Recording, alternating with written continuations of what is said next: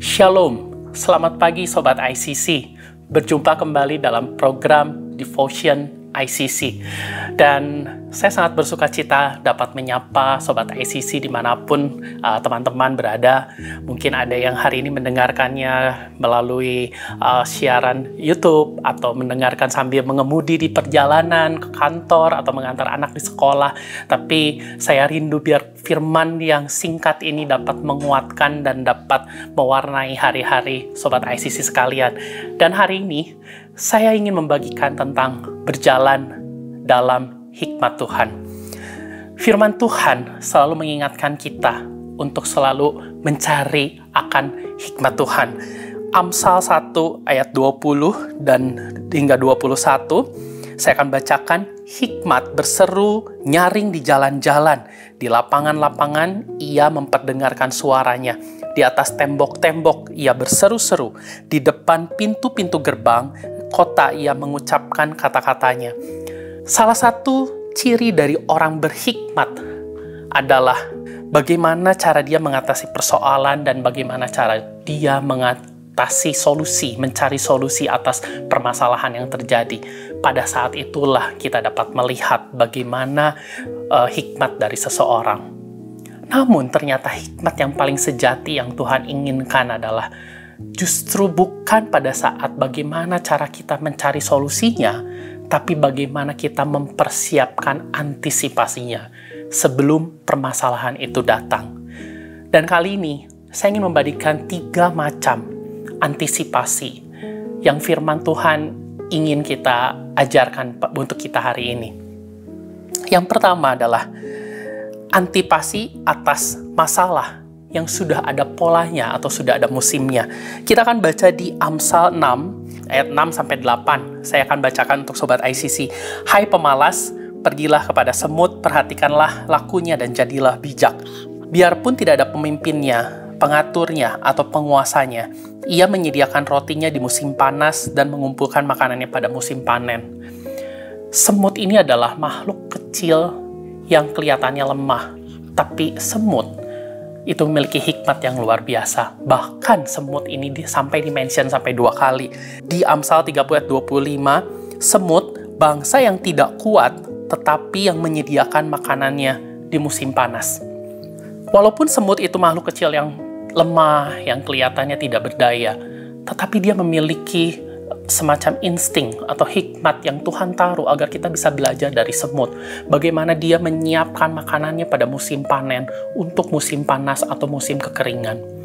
Begitu pula dalam kehidupan kita, kadang kita mengetahui satu permasalahan yang sudah pasti akan datang, yang memiliki pola atau memiliki semacam season, musim yang jelas. Contoh misalkan bahwa anak kita harus bayar uang pangkal di tahun, misalkan ketika dia naik dari TK ke SD atau dari SD ke SMP, itu adalah sesuatu hal yang pasti yang kita sudah bisa tahu kapan permasalahan tersebut akan hadir.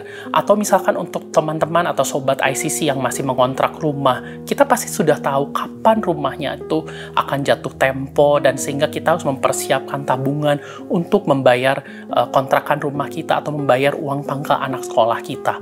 Atau mungkin bisnis kita yang semakin lama kita bergelut dalam satu bisnis, kita makin tahu bahwa bisnis itu memiliki satu pola tertentu.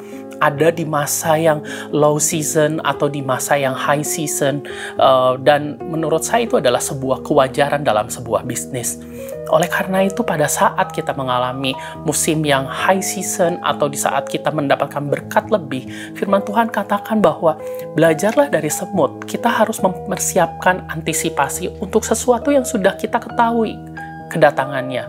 Adalah satu hal yang kurang berhikmat apabila kita tahu bahwa kapan kita harus membayar uang pangkal sekolah untuk anak kita, atau kapan bisnis kita akan mengalami low season, atau kapan kita harus membayar uang sewa kantor atau uang kontrakan, namun kita tidak mempersiapkan dana yang cukup, atau kita tidak mempersiapkan persediaan cadangan yang cukup, padahal kita sudah tahu bahwa kita akan menghadapi hal tersebut. Oleh karena itu firman Tuhan menyuruh kita untuk kita memiliki hikmat seperti seekor semut.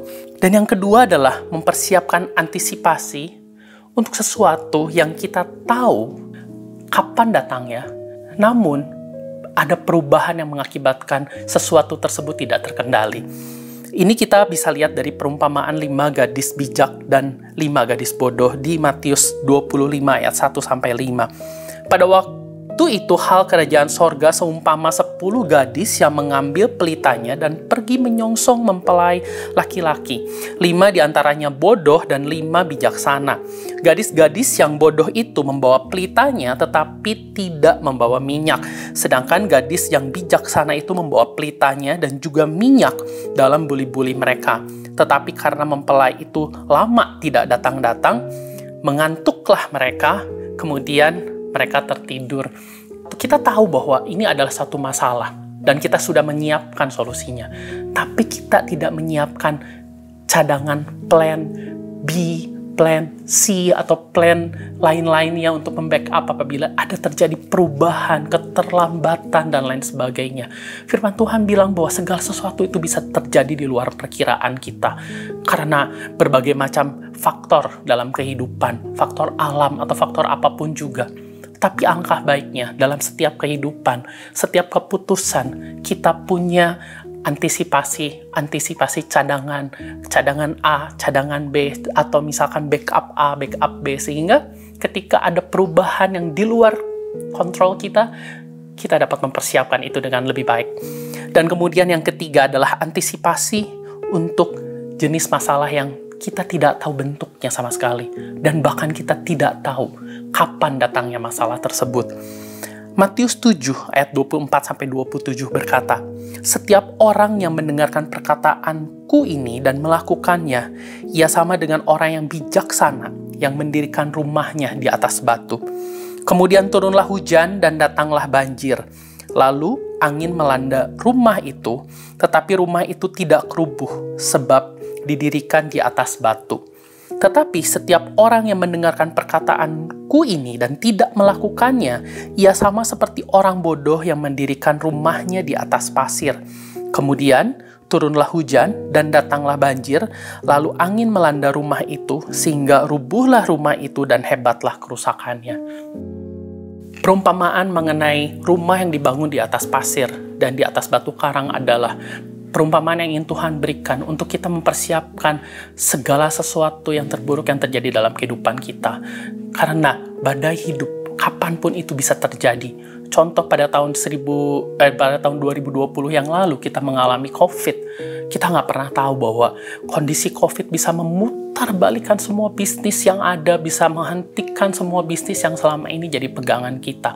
Tapi pada saat itu, mereka yang tetap berdiri teguh adalah mereka yang memiliki satu fondasi yang benar. Mereka memiliki cadangan, memiliki antisipasi yang baik, memiliki persediaan tentang solusi dan apapun yang ketika sehingga permasalahannya itu datang, mereka dapat memiliki jalan keluar dan mereka dapat memiliki fondasi yang kuat. Yang terakhir saya ingin berkata untuk Sobat ICC, ketika 10 gadis itu datang, kita kembali ke yang nomor 2. Ketika 10 gadis itu datang, mereka sama-sama membawa pelita.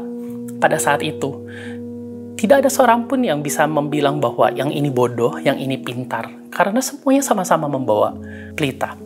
Kita baru menyematkan predikat 5 gadis bodoh dan 5 gadis pintar atau bijaksana adalah pada saat mempelai pria terlambat dan pada saat ada masalah datang. Seseorang akan terlihat hikmat dan berbijaksana dan mereka memiliki hikmat yang luar biasa adalah ketika mereka ditempa oleh masalah, dan pada saat itulah mereka yang mempersiapkan antisipasinya, mereka yang sudah menyiapkan segala macam bentuk antisipasinya, itulah orang yang bijaksana. Pada saat itulah terlihat mana yang bodoh dan mana yang bijak. Dan ini juga ada sesuatu yang menarik, fakta yang menarik. Karena yang 5 ini membawa cadangan minyaknya, dan yang 5 tidak membawa cadangan minyaknya. Di sini bisa kita lihat bahwa akan lain, soal akan berbeda apabila kita bisa balik. Misalkan 9 yang membawa minyak, 1 yang tidak membawa minyak. Maka 1 orang yang tidak membawa minyak ini, dia akan berpikir bahwa dia minoritas dan dia akan mempersiapkan minyaknya.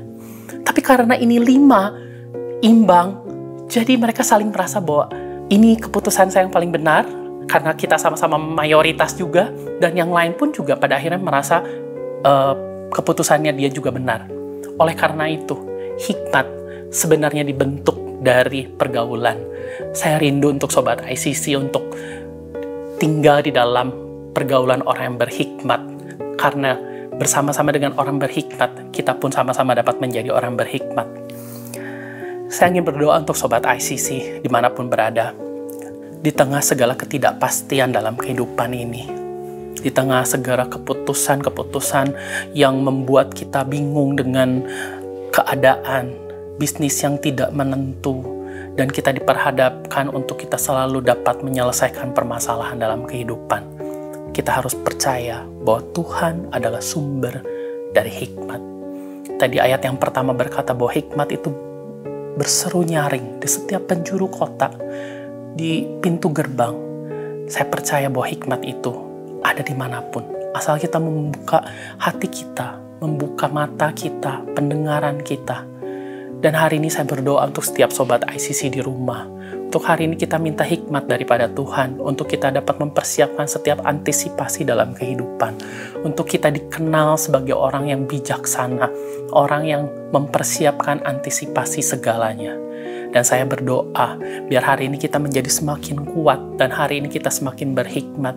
Kita boleh dikelilingi oleh orang-orang yang bijaksana, dan kita semakin hari semakin tajam di dalam hikmat Tuhan, sehingga kita ada di dalam sebuah pergaulan yang dapat mengasah setiap kepekaan kita akan hikmat Tuhan.